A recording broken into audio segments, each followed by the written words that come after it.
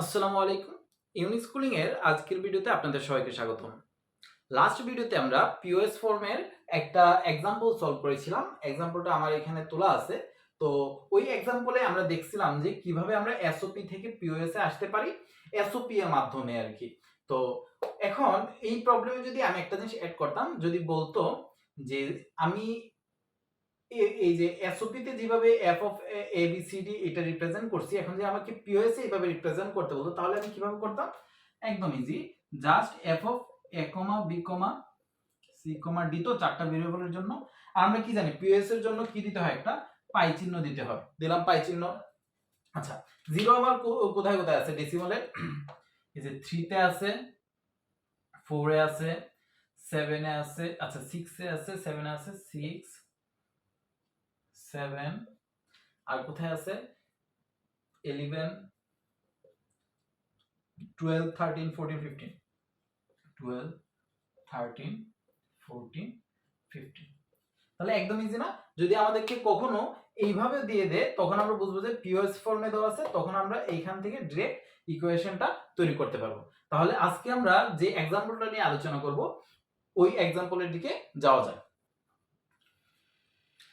আজকের যে এক্সাম্পলটা দেওয়া আছে ওইখানে বলা হয়েছে simplify the Boolean function f of a, b, c, d equals to pi of 0 1 2 3 4 10 11। তো এখন যে এক্সপ্রেশনটা দেওয়া আছে এই এক্সপ্রেশনটা দেওয়া আছে পিওএস ফর্মে, ঠিক আছে? তো অর্থাৎ জিরোগুলো কোথায় কোথায় হবে ওই জিনিসটা দেওয়া আছে। ওইখান থেকে আমরা আগে f প্রাইমটা লিখে নিব। f প্রাইম থেকে আমরা যাব কোথায়? f প্রাইম থেকে আমরা যাব হচ্ছে f এ চলে যাব। তো ফার্স্টে যেহেতু আজকেও চারটা ভেরিয়েবল দেওয়া আছে, ওই চারটা ভেরিয়েবলের জন্য আমি যদি একটা ট্রুথ টেবিল ড্র করি, ট্রুথ টেবিল কয়টার জন্য হবে? ঘর 16টা ঘর হবে। তাহলে 16টা ঘরের জন্য আমি চারটা রো বানাবো আর চারটা কলাম হবে।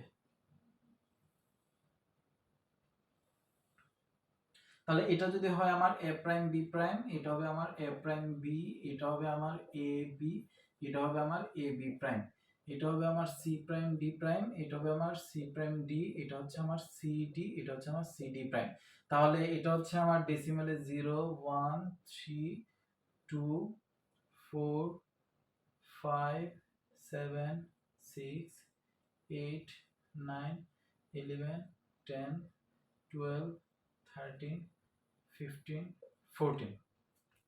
তাহলে 0 0 0 কোথায় কোথায় হবে এই জিনিসটা এখানে লেখা আছে। তো আমি যদি জিরো গুলো বসাই দেই, 0 হবে হচ্ছে একটা 0 তে হবে 0, আরেকটা 1 এ হবে, একটা 3 তে হবে, একটা 2 তে হবে, একটা 4 এ হবে, একটা 10 এ হবে, আরেকটা কোথায় হবে? আরেকটা হচ্ছে 11 এ হবে, আরেকটা হচ্ছে 11 হবে।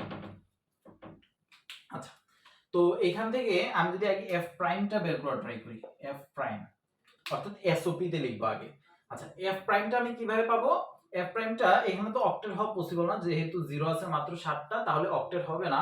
তো এখান থেকে আমি কোয়াড যদি পাওয়ার ট্রাই করি, তাহলে দেখেন এই চারটা মিলে একটা কোয়াড হচ্ছে আমার, আবার এই চারটা মিলে সরি এই দুইটা মিলে আরেকটা কোয়াড হচ্ছে। এখন আরেকটা কোয়াড আমি কিভাবে বানাইতে পারি? আরেকটা কোয়াড তো আমার মনে হয় বানানো যাবে না। তাহলে যদি আমি আরেকটা পেয়ার নিই, ধরেন আরেকটা পেয়ার নিলাম, তাহলে দেখি ইকুয়েশনটা কি আসে আমার। যদি ফার্স্ট কোয়াড্রের জন্য দেখি, এই রো বরাবর কি কমন আছে? এ প্রাইম বি প্রাইম কমন আছে। আর এই কোয়াড্রের জন্য যদি আমরা দেখি, তাহলে এই সারিতে কে কমন আছে? এ প্রাইম বি প্রাইম। আর এই সারিতে কে কমন আছে? A B prime. তাহলে এ প্রাইম বি প্রাইম এবং এ বি প্রাইমের মধ্যে কমন আছে শুধুমাত্র বি প্রাইম। আর যদি কলাম দেখি, আমরা দুইটা কলাম থেকে আমরা কমন পাচ্ছি সি। তাহলে আমরা পাইলাম A prime B prime plus B prime C. এবার যেহেতু এটা আমাদের পেয়ার, এই পেয়ার থেকে কি কমন যায়? এই দুইটা সারি থেকে কমন যায় হচ্ছে এ প্রাইম, আর কলাম থেকে কমন যাচ্ছে হচ্ছে সি প্রাইম ডি প্রাইম। তাহলে এটা হচ্ছে আমার কোন ফরম্যাটে আছে? এটা হচ্ছে আমার এসওপি ফর্মে আছে। যেহেতু আমার ফাংশনটা দেওয়া আছে পিওএস ফর্মে, আমি এটাকে পিওএস ফর্মে নিয়ে যাওয়ার ট্রাই করব।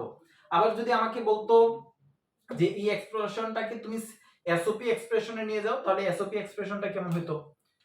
F of A comma B comma C comma D equals to summation of, তাহলে 5 6 7 5, অর্থাৎ এই ঘরগুলো তো 1 হইতো না, এই যে এইগুলাতে কি হবে? 1 হবে। তাহলে 5 6 7 8 9 8 9 তারপর হচ্ছে 12 13 14 15 12 13 14 15। তো প্রশ্ন অনেকভাবে হইতে পারে আর কি। আচ্ছা এখন আমরা এফ প্রাইম থেকে কোথায় যাব, এফ এ যাব। তাহলে এফ এ যদি যাই এইভাবে যাইতে পারি। তাহলে এইভাবে যাওয়া মানে কি, এই পুরোটার উপর একটা বার চিহ্ন দিয়ে দেবো না?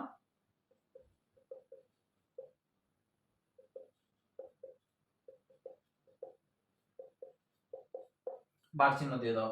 যদি ইন্ডিভিজুয়াল আমি বার দিই তাহলে এরকম হবে না?